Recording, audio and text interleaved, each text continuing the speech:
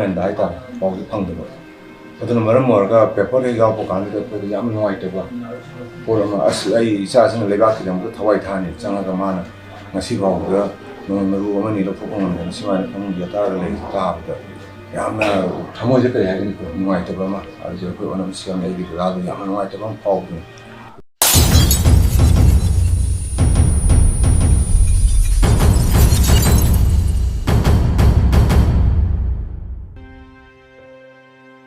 mayam bahan makta di ko no krum jari PK channel POTHAMINASI KHANGMINASI channel asina ngasi su video ma mayam na khudol tamjage ngasi ki khudol tamjaga dari ba video si ngarang thamjaki ba PK Paodam gi ahan matangka ki makha satha jarakpa ani suba tangkak ni ngasi ki ani suba tangkak sida su khudol tamjage ngarang thamjaki ba khurai dagi Hijam Sanker handakta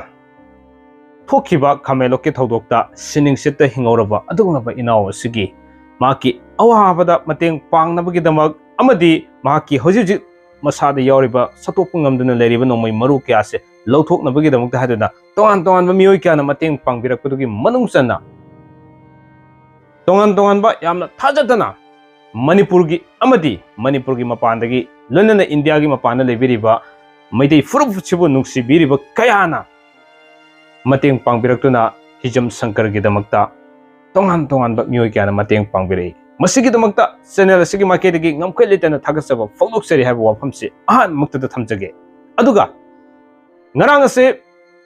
hariba video do thamjakhraba matungda tongan ba nuksijaraba pukchen chawraba viewers sing subscribers sing kayana kudakta video se hek yengbaga mana ngamjaba angamba chenpham kayama Hijam Sanker ge account da copy kre GPA da madugi da makta channel sigi maikai dagi amukuso na viewers sing amadi subscribers sing khwai khone mak po ngamkhai lete na thagasaba folloksari habasi masu thamjaraga yamna nungai jari badi hauji TV channel ama oriba Diamond TV channel sigi maikai dagi tongan ba channel sigi subscribers sing kaya na punsil laganda ngarang na hansida so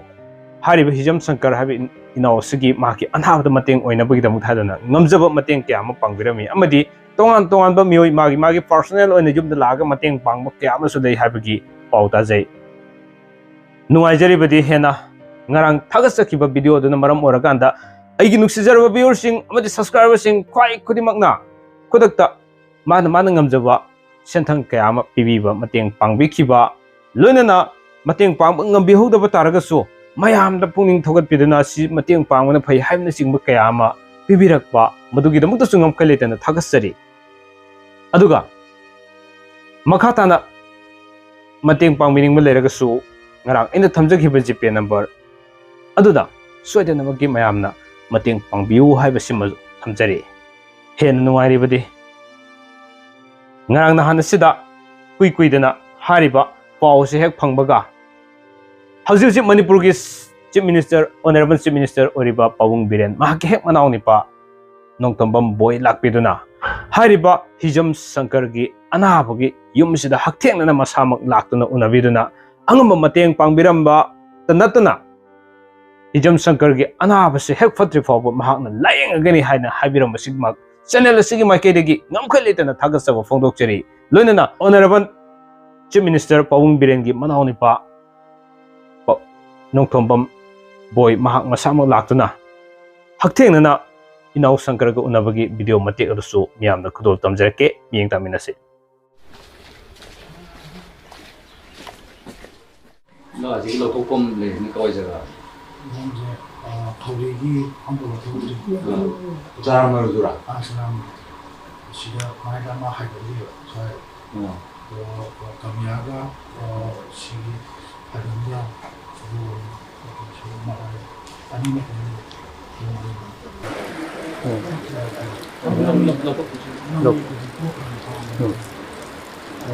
nang ise ta dre ai bi ma ko ju khang dre ngarang si evening da norm da haitare ai sum Facebook da sum yeng ma tam da ai isa ji ma ko kamelo te talk ba thog da Naruna Park, he followed Pokemon. Smile lay, had no form of ngarang aigi angang sila tor magi yum se kadai ma address kadai na thi hal ga ngasi lak se bana ado akoi da yam nuai ta bse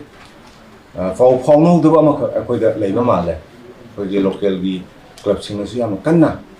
adi magi achang ba pisa no sa da gi hopsa na ma loi to ga leibira me su yam jo local club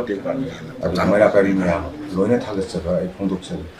तौद वो इसाज की film से कोई the government दाई ता pause फंग दबो अदन मरम मरगा paper रे गाव कान दे कोई याम नोइ तबो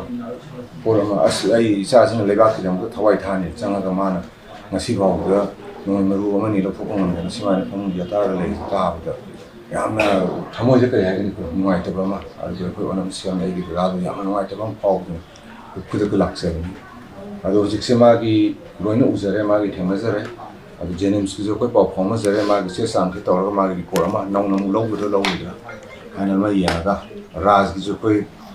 कनो सा गोमिदा सौर को जो राजेन का पाव फोन कर कम फिल्म ले कमाई तो से यादो जो हाइप को अदु तौर का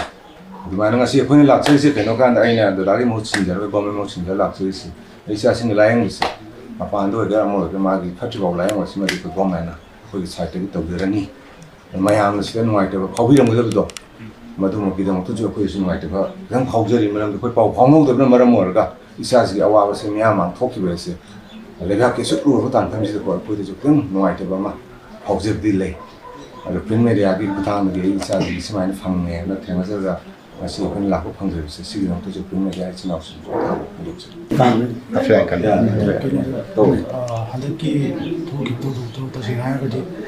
यामना ला थिबा दारे अखोगी आई इचिनागुम्बा आई युमथांगना वाले हाइतारे आई जमिना वाइतारे मोइसो कना मोइति लेगिद्रे अदुगा पुलपुना कोई आई इचिना मापनद्रे हाना सेलुलान तोसे ककावै ककापावै सेम हाइतारे की मनोपा कावै लाखुदेना ई मतें पांगनीना कना तो बिजै जुन माय हाइतारे अदुदी योरगे कला कुपाइ दे वाला कुपाइ माइ सेंटर कला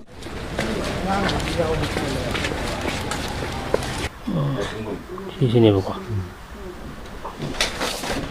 Sanker kado wala dekte ya hazırlay. Hazırlay extend işte ya. तो सिलाई से Extend böyle मतलब şimdi şok. सिदी का कई मरुने है क्या ओया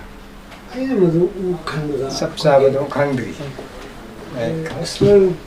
bu ko sağ और सिदी अच्छा नुआइ तो दिखाई दे सी pesin nuayta kami tadre. Çok şimdi durum leyogi. Ben bilmiyorum pakha. सिना हसान कलर लो अदोगा ऑपरेशन की से कोई तानर के को तानर के चे सांग सी तौरगा हयंग ना सिलंगा थंग से पिरो आगे को अदुगा तौरगा येंगा दायित्व जो तुम गवर्नमेंट ना तुम दायित्व लोग ता नेट्रा तुम मयांग नि ना तुम मान तो से ले पाउ तो पिजर आगे को